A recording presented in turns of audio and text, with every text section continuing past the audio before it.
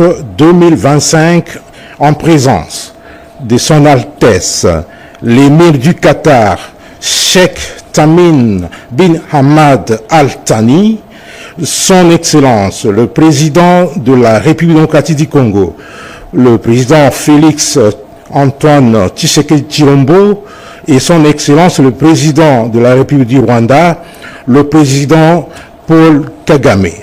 Les forces armées de la République démocratique du Congo vont observer avec vigilance le retrait des forces hostiles de Walikale jusqu'à l'est de la ville de la cité de Kibati. Les FARDC vont s'abstenir de mener toute action offensive contre les forces ennemies tout en enjoignant les forces d'autodéfense congolaises à en faire autant afin d'encourager la désescalade et la poursuite des processus de Luanda et de Nairobi et privilégier les discussions de paix et l'aboutissement des discussions récemment entamées à Doha au Qatar et à Washington d'ici aux États-Unis d'Amérique dans l'intérêt de la paix. À ce stade, les forces armées de la République démocratique du Congo, tout en restant mobilisées, se réservent le droit d'intervenir à l'observance de tout mouvement hostile qui s'avérerait être de nature à compromettre la pause des combats ainsi qu'à menacer la sécurité des populations et de leurs biens, tout comme l'intégrité du territoire de notre pays. Fait à Kinshasa le 22 mars 2025.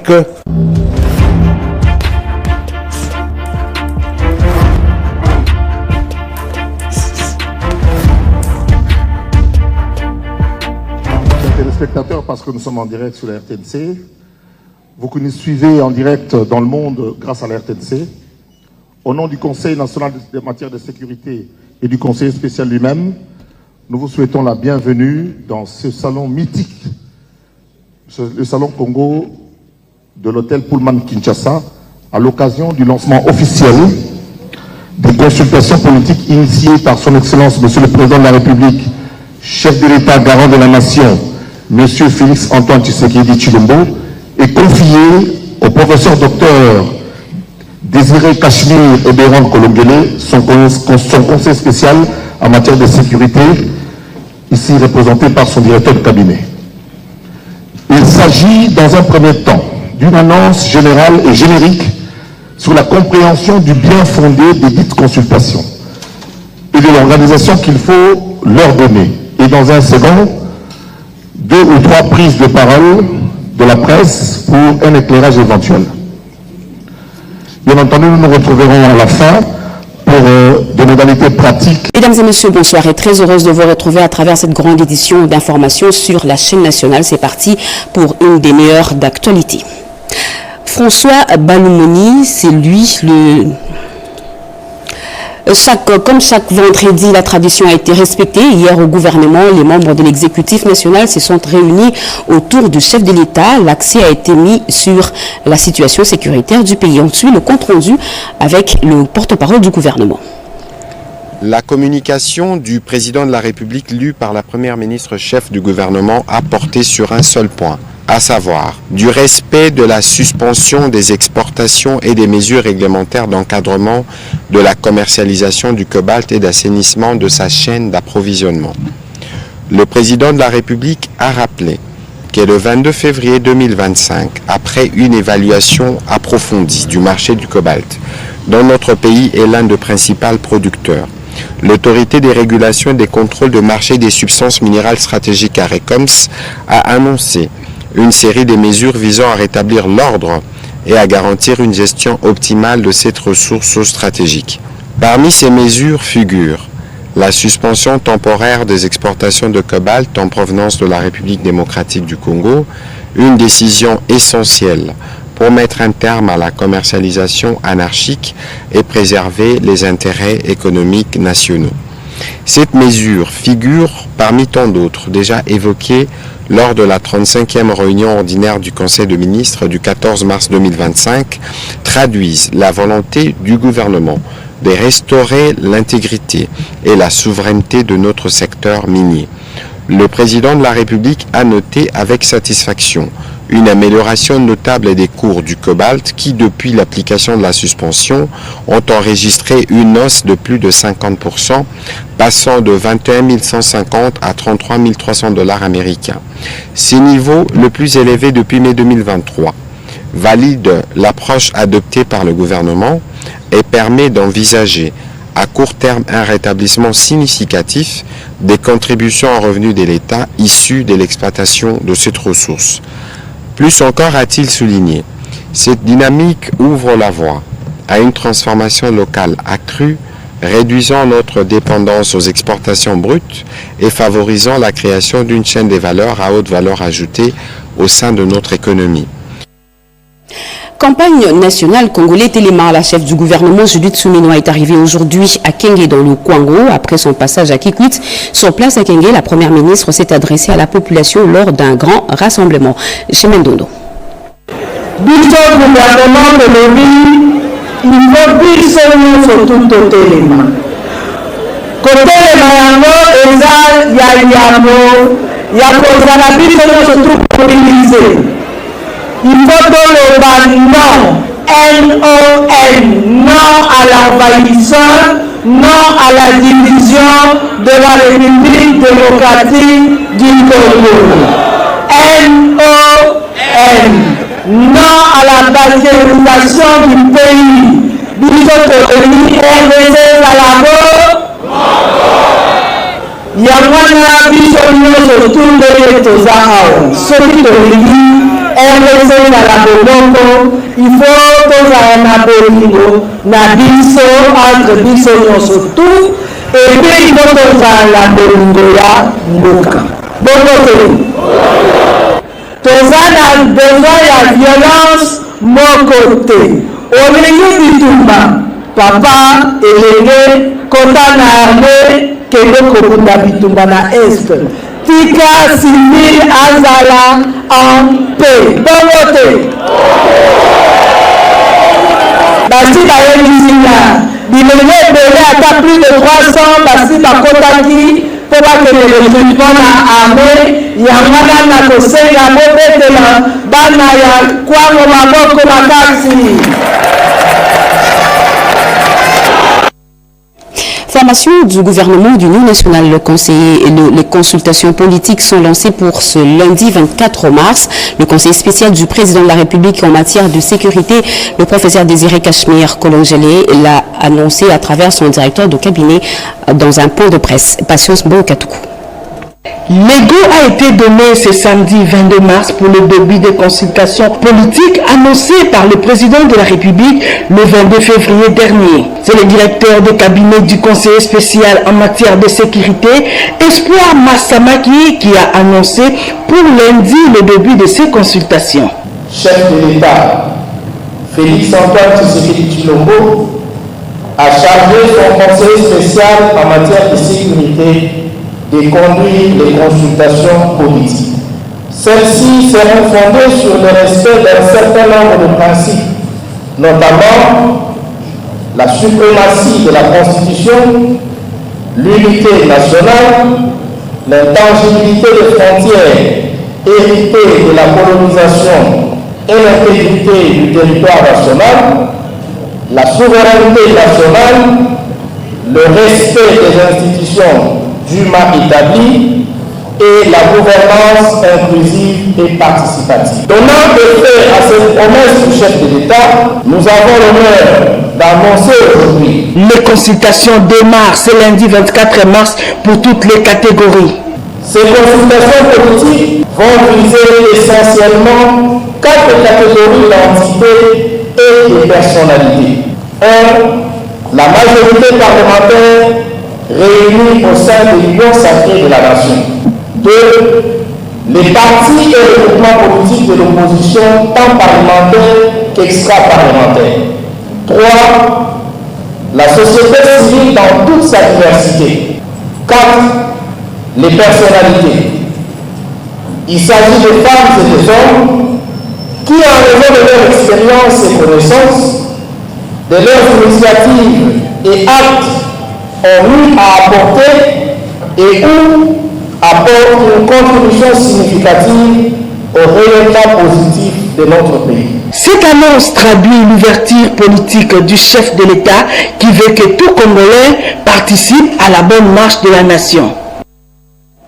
François Balou-Mounier, c'est lui le nouvel ambassadeur de la République démocratique du Congo accrédité au Vietnam et aux Philippines. Il vient de prendre officiellement ses fonctions. On fait le point avec Mami Kadima. Nommé fin octobre 2024 le nouvel ambassadeur extraordinaire et plénipotentiaire de la RDC au Vietnam, François Balou-Mounier a pris officiellement ses fonctions à Hanoï. Le diplomate congolais accrédité au Vietnam a présenté ses lettres de créance au président de la République, Luang Chong. C'était au cours d'une brève cérémonie, mais de haute portée diplomatique, sanctionnée par quelques photos des familles. Même exercice aux Philippines où il va exercer les mêmes fonctions. François Balou-Mounier a présenté ses lettres de créance au président de la République des Philippines, Ferdinand Marcos. En plus de la Chine où il exerce comme ambassadeur extraordinaire et plénipotentiaire, la couverture diplomatique s'est élargie avec ces deux pays. Rendons-nous actuellement à l'Assemblée nationale où le projet de loi portant génocide congolais a été déposé par le député Eliezer Tamboué. 3 décennies de guerre imposées à la RDC, toutes sortes de crimes bien documentés et reconnus officiellement y ont été commis. Plus de 12 millions de morts, ce génocide ne peut pas demeurer impuni. C'est le moment d'en appeler à la conscience patriotique collective à travers un cadre juridique avec les effets du législateur. L'honorable Eliezer Tamboué, député national, saisit cette opportunité et tient à porter la loi sur la reconnaissance du génocide congolais. Il est allé déposer cette proposition de loi au bureau de l'Assemblée nationale. La première loi que nous avons votée parle du génocide, c'est-à-dire c'est un génocide pour des raisons économiques. Alors que jusque-là, tout ce qu'il y a comme texte en matière de génocide ne reconnaissent pas les génocides économiques. Les génocides sont soit tribal, soit ethnique, soit. Alors, quand nous avons inventé un concept de génocide, c'est bien bon, mais il faut encore l'amener pour que ce concept-là soit reconnu sur le plan juridique et aussi à l'international. Voilà pourquoi aujourd'hui, nous sommes venus déposer cette proposition de loi pour la reconnaissance du génocide. Un bon enseignant, Eliezer Tamboué, invite les patriotes à soutenir le président de la République, Félix Tshisekedi, et toutes les institutions établies du pays. Malheur aux pays par lesquels les mal arrivent au Congo. En sport, les journalistes se sont retrouvés autour du ministre de la Communication et des Médias, Patrick Mouyaya, pour évaluer les prestations des uns et des autres lors de la retransmission en direct du match RDC-Soudan. Regardez. Toutes les parties prenantes à la retransmission en direct du match opposant les Léopards de la RDC et le Soudan du Sud étaient autour du ministre de la Communication et Médias, Patrick Mouyaya, pour une séance d'évaluation du travail abattu et tirer les conséquences qui s'imposent. Présent à cette rencontre, la Radio-Télévision nationale congolaise, la Fédération congolaise de football et associations, les agences de presse Chris Production et MMS. À l'issue de cette rencontre, toutes les délégations ont reconnu que les responsabilités sont partagées et que pareil désagrément ne se reproduira plus. Voilà, nous sommes retrouvés autour du ministre, la FECOFA, MMS qui représente les intérêts de la FIFA, Chris Production qui a produit le match et la RTNC qui a diffusé pour évaluer ce qu'a été le match d'hier et toutes les raisons, les difficultés techniques que le match a connues. Pour que nous puissions aussi prendre les dispositions afin que prochainement nos téléspectateurs puissent avoir de diffusion de qualité pour le plaisir de tout le monde. Par rapport aux exigences du public sur la qualité de l'image et du son, le directeur général adjoint a souligné que les responsabilités sont nombreuses. Les responsabilités techniques sont plurielles, c'est ce qui a été l'objet de cette réunion. donc à tous les niveaux, depuis la production jusqu'à la transmission et la diffusion. Et donc on a fait le constat et donc nous rassurons que prochainement nous ferons un effort pour que tel désagrément ne revienne pas. Ce match rentre dans le cadre de la 5e journée des éliminatoires du Mondial 2026 qui se tiendra en Amérique du Nord. C'est notamment aux États-Unis d'Amérique, au Canada et au Mexique. Rappelons que la République démocratique du Congo entamera la manche retour de ces éliminatoires le mardi 25 mars prochain en Mauritanie sous le coup de 22h juste et cela sera également diffusé à la RTNC.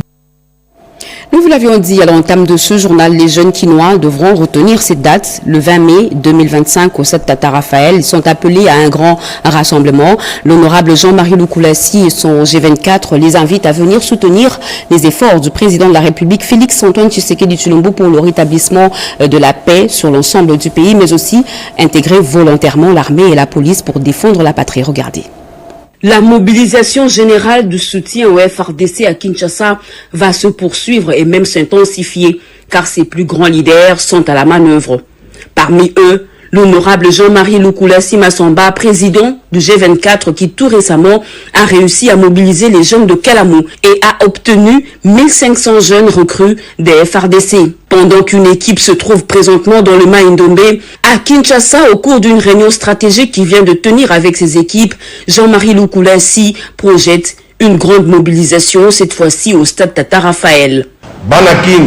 Quinoises et Quinois, au nom du chef de l'État Félix-Antoine Tshisekedi, je vous invite le 20 mai prochain au stade Tata Raphaël, très tôt le matin, pour un rassemblement afin de soutenir nos FARDC. Le 20 mai est la date retenue pour ce grand rendez-vous et le travail de fourmi a comme d'ores et déjà commencé. Dixon Mobimba, DG de G24, explique. Nous venons d'avoir une réunion stratégique pour la sensibilisation de la population.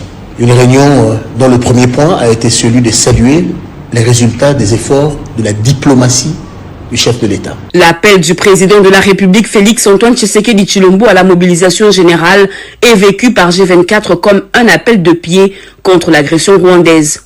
Un devoir patriotique qui fait travailler Jean-Marie Loukoulassi Massamba comme un diable dans un bénitier. Il fait donc fonctionner tous ses atouts du Quinois pour appeler ses pairs à se ranger derrière le président de la République, Félix-Antoine Tshisekedi Tshilombo. Pour galvaniser ses troupes, l'élu de la Funa est revenu sur les dernières prouesses diplomatiques du chef de l'État. Le Congo est un et indivisible. Le soutien au FARDC et au Wazalendo est un devoir civique et le temps impose de taire toutes nos divergences pour regarder dans la même direction. En politique, les membres cadres et sympathisants de l'Alliance des nationalistes pour un Congo émergent, parti cher à l'honorable Norbert Basengezi, ont pris l'engagement de soutenir totalement les FARDC. Le commandant suprême, le chef de l'État, Félix-Antoine Tshisekedi Tshilombo, l'annonce a été faite ce samedi 22 mars lors d'une matinée à Kinshasa en présence du secrétaire permanent de l'Union sacrée de la Nation, le professeur André Mbata, Rodin Panda et Robert Ndaï. La salle surchauffée à haut degré. L'ambiance justifie la taille de l'événement. Plébiscité et désigné président national du parti politique Alliance des nationalistes pour un Congo émergent en ses membres de l'Union sacrée de la Nation par consensus le 19 mars 2025 avec l'approbation de tous les membres du Conseil national et les bureaux politiques réunis.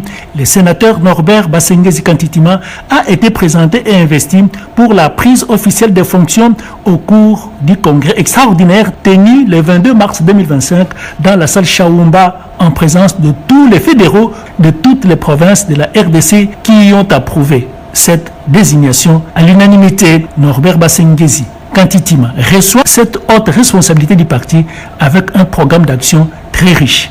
Plusieurs invités de marque et amis des autres partis politiques membres de l'Union sacrée étaient de la partie pour encouragement. Le secrétaire permanent de l'Union sacrée, le professeur André Mbata, y a apporté personnellement son soutien pour saluer et attester l'exercice démocratique au sein de cette formation politique en ce. Ça a été un très grand moment et lorsque son Excellence Félix-Antoine Tshisekedi Tshilombo, président de la République, chef de l'État, haute autorité politique de l'Union sacrée de la Nation, m'avait confié la mission de redynamiser l'Union sacrée de la Nation. Voilà des partis qui sont en train d'être redynamisés. Je suis donc très réjoui que ce parti s'aligne dans la grande vision de notre chef de l'État.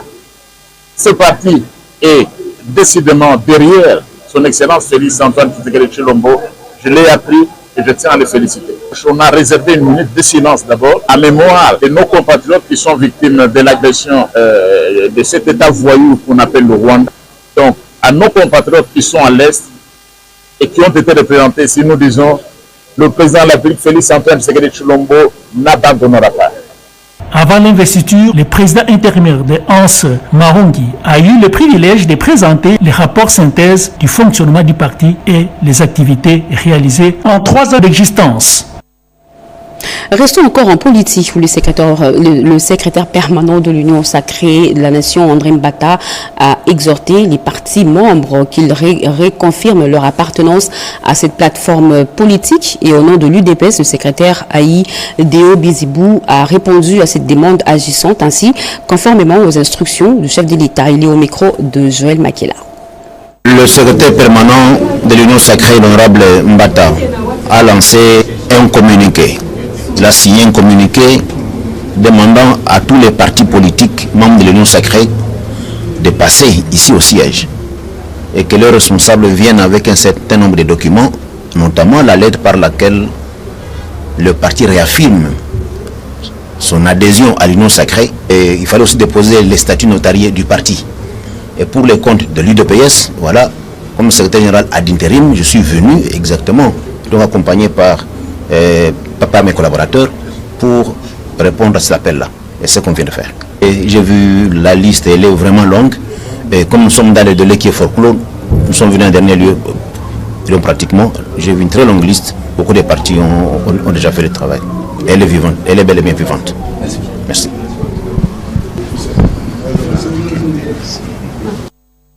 Parlons des femmes. Le collectif des femmes congolaises vivant aux États-Unis ont manifesté devant les sièges des Nations Unies à New York pour exprimer leur ras-le-bol face à l'agression rwandaise sur notre sol. Jean-Pierre Ndolo-Demazou. Le collectif des femmes congolaises, soutenu par la délégation congolaise qui participe à la 69e session de la condition de la femme qui se tient à New York aux États-Unis, a pris d'assaut le siège des Nations Unies. Question de dénoncer avec véhémence l'agression rwandaise et de ses supplétifs du 1-23 AFC contre la RDC. Le malheur que subissent nos frères de l'Est sont également nos malheurs. Convaincus de la vision mise en place par le premier citoyen pour la résolution de cette crise, nous nous battrons jusqu'au sacrifice suprême pour la récupération des zones occupées par les ennemis, car négocier avec les territoires relève de la haute trahison. Cette délégation a exprimé également sa détermination de pérenniser le combat des pères fondateurs de la RDC en vue de préserver le patrimoine commun qu'est le Congo par la résistance contre l'agression. En effet, la souveraineté et l'intégrité territoriale de la RDC est non négociable. La manifestation a abouti au dépôt d'un mémorandum au siège des Nations Unies à New York. Mois de mars, mois dédié aux droits de la femme, eh bien, le président de l'Assemblée provinciale, Michel Kaboué, nous sommes dans le Haut-Katanga, a organisé une conférence d'éveil patriotique, une façon de sensibiliser les femmes. Regardez. Organisée par la commission genre, famille et enfants de l'Assemblée provinciale du Haut-Katanga, la conférence d'éveil patriotique s'est tenue ce samedi 22 mars 2025 dans la salle du bâtiment du 30 juin. Cet événement, inscrit dans le cadre des célébrations du mois de la femme, s'est déroulé en présence de l'honorable Kaboumamba Michel, président de l'organe délibérant, de la ministre provinciale du genre, ainsi que de plusieurs autres autorités. Après la présentation des différents panels et des mots de circonstances de la ministre provinciale du genre, l'honorable Kabouiz Mangande Véronica, présidente de la commission organisatrice, a prononcé un discours de bienvenue. C'est l'occasion accordée à chaque femme de mieux se remettre en cause par rapport à notre établissement à tous égards. En sa qualité de figure engagée en faveur de l'égalité des genres au sein de la première institution politique de la province, le président de l'Assemblée provinciale du Haut-Katanga, l'honorable Kaboumamba Michel, a officiellement ouvert cette conférence, soulignant dans l'histoire de l'hémicycle du Haut-Katanga. Depuis l'abord, nous tenons vraiment à leur encourager. C'est pour dire que la femme se prend et la femme a les capacités de Les échanges ont ensuite porté sur plusieurs thématiques essentielles, notamment la santé, la sécurité, l'économie et le patriotisme féminin à travers des interventions riches et instructives. C'est dans une ambiance conviviale et empreinte d'engagement que cette première conférence de veille patriotique s'est clôturée, marquant ainsi une avancée significative dans la promotion du leadership féminin et du patriotisme au sein de la province. Deux membres du gouvernement, Didier Boudimbo des Sports et Bestine Kazadi, ministre délégué de la coopération, ont assisté les militaires blessés de guerre internés à l'hôpital de Kantchachi. Regardez. C'est tout un symbole d'unité nationale, d'un peuple déterminé à défendre sa souveraineté et son intégrité territoriale. Ce samedi 22 mars 2025, au camp militaire colonel Tchachi, situé dans la commune d'Engaliema, le ministre des Sports et Loisirs, Didier Boudimbo, accompagné de Bestine Kazadi, ministre délégué à la coopération régionale et francophonie, fraîchement élue, 5e vice-présidente du comité exécutif de la CAF en charge du football féminin, a conduit une importante délégation composée des membres de la Fédération congolaise de football association ainsi que de l'OPAR Seigneur Messieurs pour une visite de réconfort aux militaires blessés de guerre des forces armées de la République ainsi que de Ouazalendo internés à l'hôpital militaire du camp colonel Tchachi. Le patron des sports qui s'est engagé à soutenir et à accompagner les efforts du président de la République, chef de l'État Félix Antoine Tshisekedi Tshilombo, s'est amené dans sa JBCR avec un conteneur rempli de produits médicaux, de vivres et quelques écrans de télévision pour permettre à ses patients de regarder en toute quiétude les matchs de la sélection nationale ainsi que de suivre les informations nécessaires. Un geste salué par le docteur François Mbouyou qui remercie le ministre et l'ensemble de la délégation au nom de tous les blessés de guerre. Le capitaine de l'OPAR, Chancel Mbemba, a pour sa part salué le courage des vaillants soldats qui défendent la patrie au prix de leur vie. Et je pense que nos militaires doivent savoir que nous sommes avec eux, nous allons les accompagner et on ne va pas les laisser tomber. Donc nous, Goma s'est tombé, mais c'est pour un temps. On va pouvoir répondre cette ville parce que cette ville elle est congolaise, elle restera congolaise. Et je pense qu'on n'est pas là-bas physiquement, mais on a le cœur là-bas. On est avec ceux qui sont là-bas, qui sont nos frères, qui sont en train de vivre le martyre. Nous savons tous, cette armée d'occupation, ceux qui sont en train de faire vivre nos frères, nous sommes de cœur avec eux. Déjà qui tiennent bon et qui continuent à soutenir nos léopards en prière et même à distance parce que je pense qu'on en a besoin. Et je pense que cette victoire, on sait l'obtenir parce que c'est tous les Congolais qui sont derrière eux. Et quand les Congolais sont derrière eux, ils se sentent plus forts, ils arrivent à atteindre le résultat. Répondant au sursaut patriotique et à l'appel lancé par le chef de l'État Félix Antoine Tshisekedi Tshilombo, Didier Boudimbo poursuit donc avec son activisme à soutenir sans relâche et à encourager les efforts des FARDC qui défendent la cause du pays. Et cette bonne nouvelle, bientôt quelques provinces de la RDC verront leur route recevoir une cure de jouvence. La direction de planification de l'OVD est déjà en pleine préparation pour le démarrage de ce programme conduit par le directeur général Victor Toumba, programme financé par Foner. Christine Lizo. L'Office de voirie et drainage est déjà en train de vouloir activer la planification de l'entretien de certaines routes urbaines dans 8 provinces de la RDC. Dans ce cadre qu'il a, à travers sa direction de planification, tenu cette réunion de coordination pour les projets d'études de la phase 1 du programme d'entretien routier PER 2026. Ce programme concerne les provinces du Kwango, Kwilu, Maïndombe, Kasaï central, Kasaï, Lomami et le Congo central. Précision du DG Toumba qui a présidé cette réunion. Ce sont tous ces éléments sur le plan des études topographiques, hydrauliques, les études géotechniques, les études de structure qui vont être mises en place, ainsi que des procédés sur l'entretien. Nous allons regarder les 3 dernières années, c'est-à-dire 2022, 2023, 2024, pour voir tous les financements que nous avons eu avec le FONER, comment nous nous sommes comportés par rapport aux travaux d'entretien, qui peut être sur la chaussée, qui peut être sur la médiature, qui peut être sur les ouvrages, qui peut être sur le réseau d'assainissement. C'est tout ça, et on a voulu pendant toute la journée d'aujourd'hui, pour que nos experts qui vont descendre sur le terrain aient suffisamment des éléments. Je crois que dans 2-3 jours, le déploiement va commencer. Le financement de ces études est assuré par les foneurs, acteurs clés dans la gestion des ressources destinées à la maintenance du réseau routier de la RDC. Signalons par ailleurs que cette réunion a permis aux experts impliqués de définir des stratégies d'exécution et d'assurer la bonne mise en œuvre du dit projet. Parlons énergie, le 22 mars de chaque année, le monde entier célèbre la journée mondiale de l'eau. Préservation des glaciers, c'est le thème retenu cette année 2025 parce que l'eau est un droit et non un privilège. À Kinshasa, les responsables de la Régie des eaux ont appelé la population à protéger et à respecter les biens publics, notamment la Régie des eaux. C'était à l'issue de la visite d'évaluation de la station de captage d'eau brute sur le fleuve au niveau de Maluku. Serge Mata.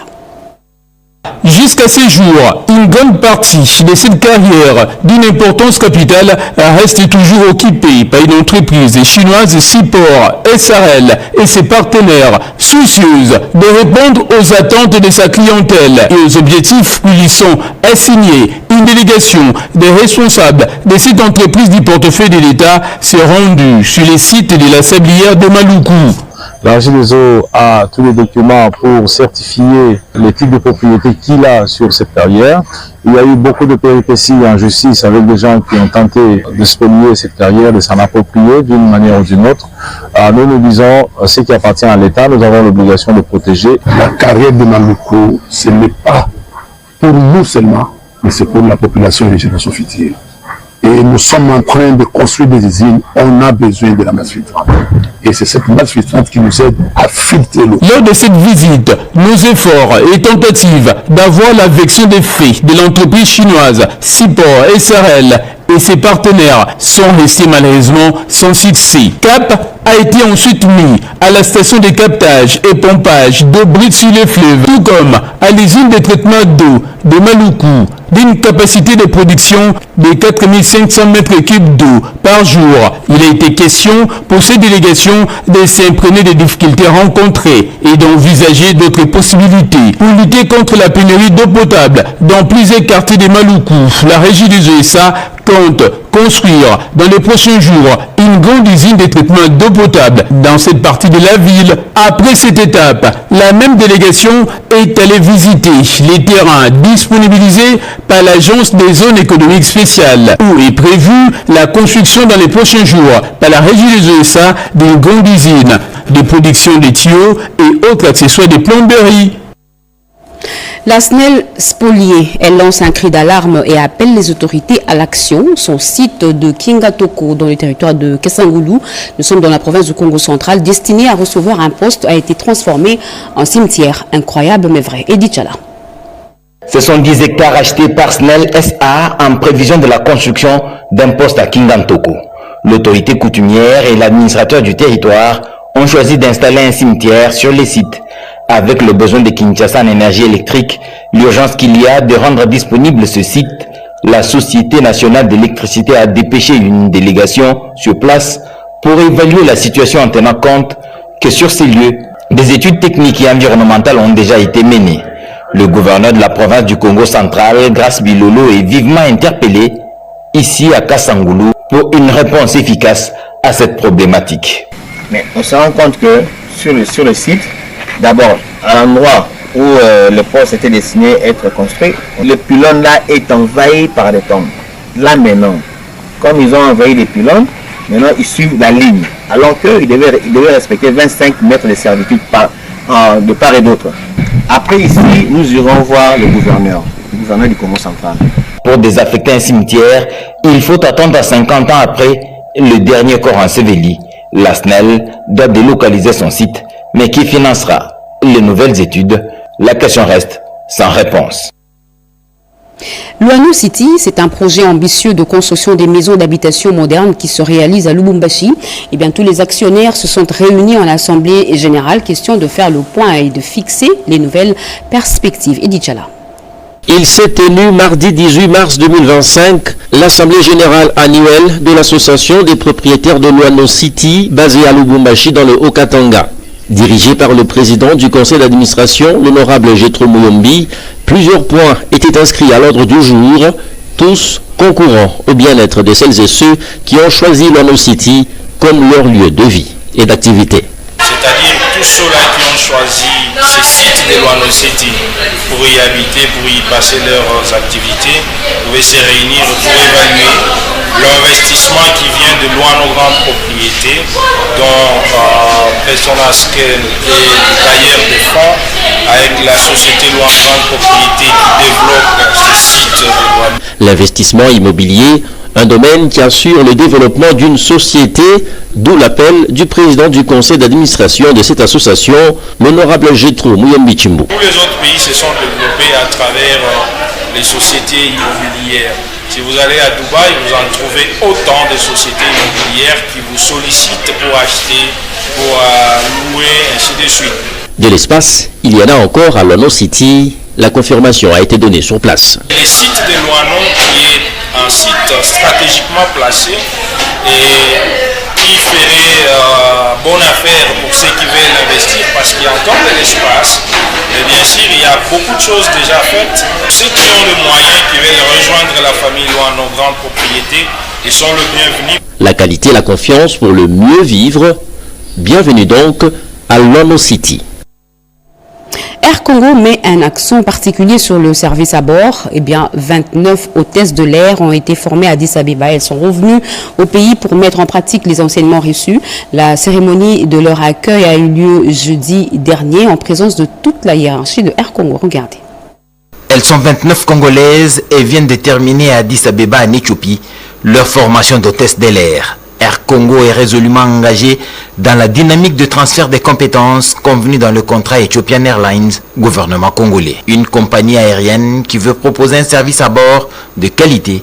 Air Congo a vu toute son équipe managériale faire le déplacement de l'aéroport de Ndjili, la symbolique étant forte pour cette compagnie à vocation internationale. En ce jour qui marque votre retour en République démocratique du Congo, par l'aéroport international de Ndjili, après votre période de formation à Addis Abeba, je tiens à vous souhaiter la bienvenue et mes sincères félicitations au nom de la société Air Congo SA. Comme vous le savez, le président de la République, son Excellence Félix Antoine Tshisekedi, a une vision qui consiste à redonner à la République démocratique sa grandeur. Et on l'a toujours dit, on ne peut pas avoir un grand pays sans une grande compagnie d'aviation. C'est déjà un symbole de fierté. Votre tour traduit la vision durable que nous avons. Ça signifie que Air Congo prend les choses au sérieux. Air Congo planifie. Air Congo projette plutôt un avenir radieux pour notre pays. Lancé en fin d'année dernière, Air Congo élargira sa flotte d'ici juin et se propose d'attaquer le marché international les mois à venir. Et ce communiqué de la DGI, la Direction Générale des Impôts, rappelle à tous les employés des secteurs publics et privés que la souscription de la déclaration récapitulative annuelle de l'impôt professionnel